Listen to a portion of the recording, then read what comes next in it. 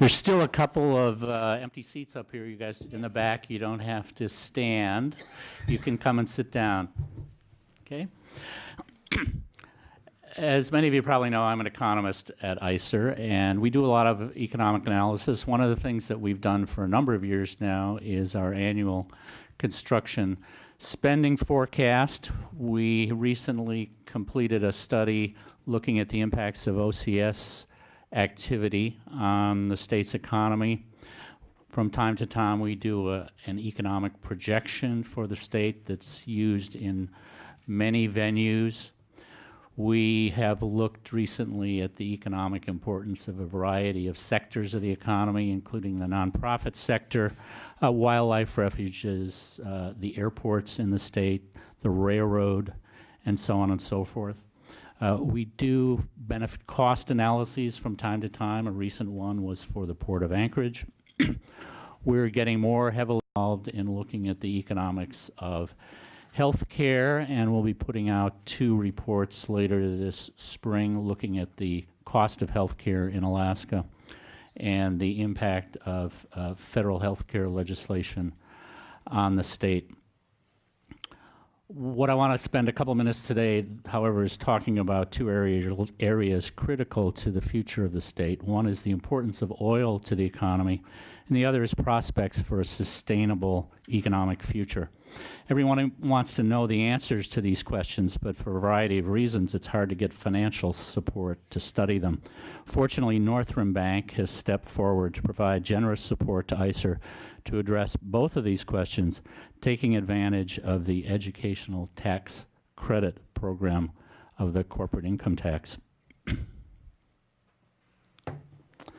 We think of the Alaska economy as driven by natural resources, but at statehood, about 80% of the 92,000 jobs could be traced directly and indirectly to federal spending.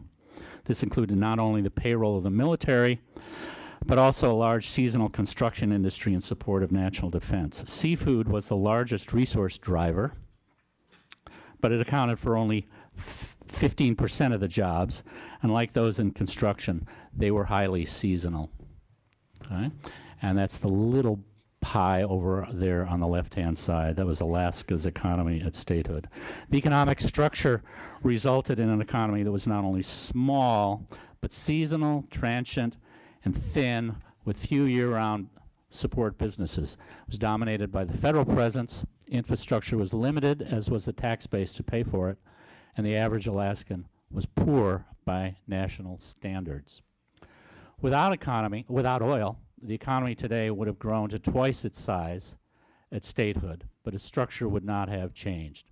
Growth would have come primarily from the natural resource sectors of seafood, tourism, and mining, but the federal government would still account for 60% of the jobs. The rest of the economy would still be highly seasonal and transient. There would be few year-round support businesses. Infrastructure and the tax base would be limited, and the average household would still be poor by national standards. The population would be among the oldest in the nation. Sometimes I've suggested we would look quite a bit like Maine, a state that has turned in a decidedly mediocre economic performance over the last several decades. But oil has doubled the size of the economy from what it otherwise would be to about 375,000 jobs. The economy is not only twice as big with petroleum, its structure is much more balanced and diversified. Its characteristics are just the opposite of those at statehood.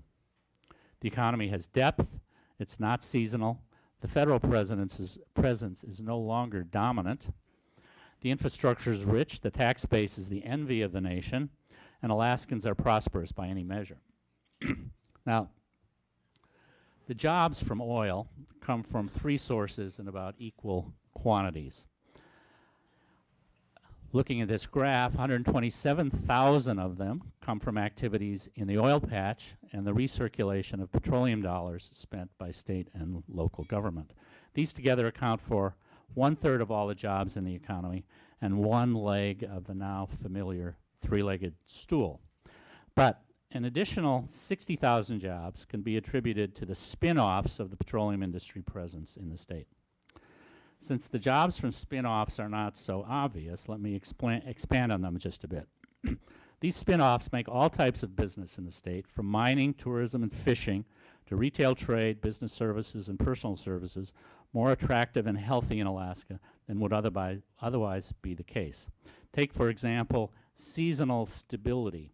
Our largest non-petroleum resource drivers are seafood and tourism, two industries where employment in the summer is many times the level of the winter.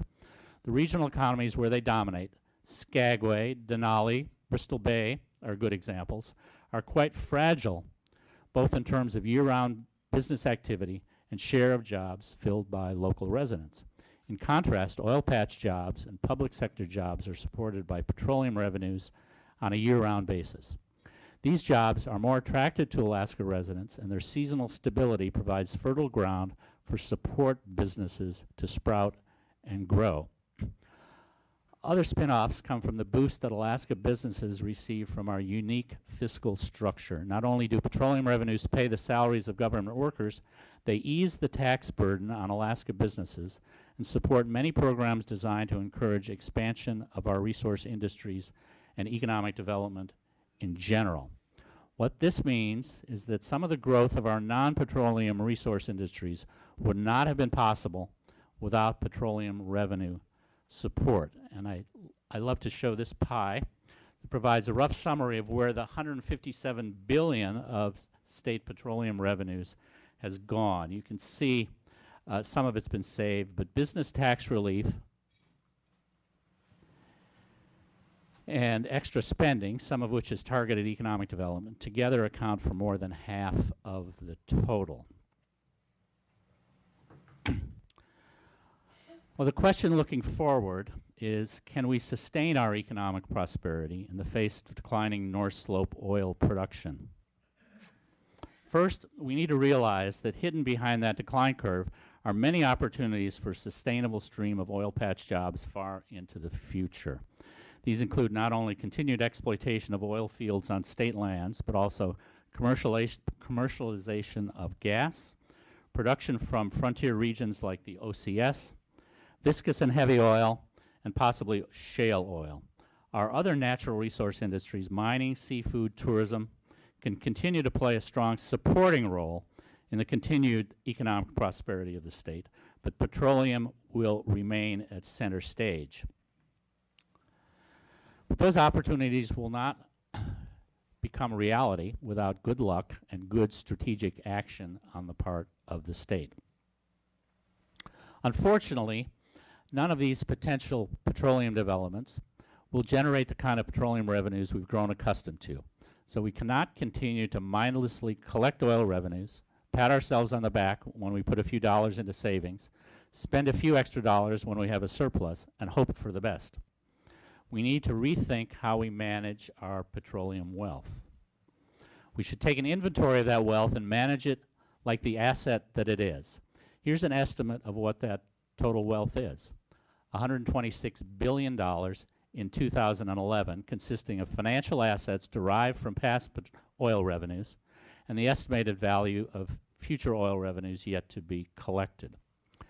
If we really believe what we say, which is that wealth belongs to all Alaskans, then all have a right to an equal share of this wealth. How much could we distribute to each resident this year and still retain enough so that the same amount could be distributed to each resident next year, and the year after that, and the year after that? Based on an asset value of $126 billion, that amount is about $7,200 per person, or $5 billion, given that there are about 700,000 of us Alaskans. If we capped spending from our petroleum wealth, both financial assets, spending through the general fund, and current revenues, at that amount, our wealth could sustain not only a generous level of public expenditures, but also a stable level of employment and the petroleum spin-offs that have indirectly contributed to our prosperity. Well, the Alaska economy is moving into uncharted territory. As we have in the past, ISER intends to be there, analyzing and interpreting the new economic opportunities and challenges we are facing. And with that, I think I will turn it over to Pass the. Steve Colt.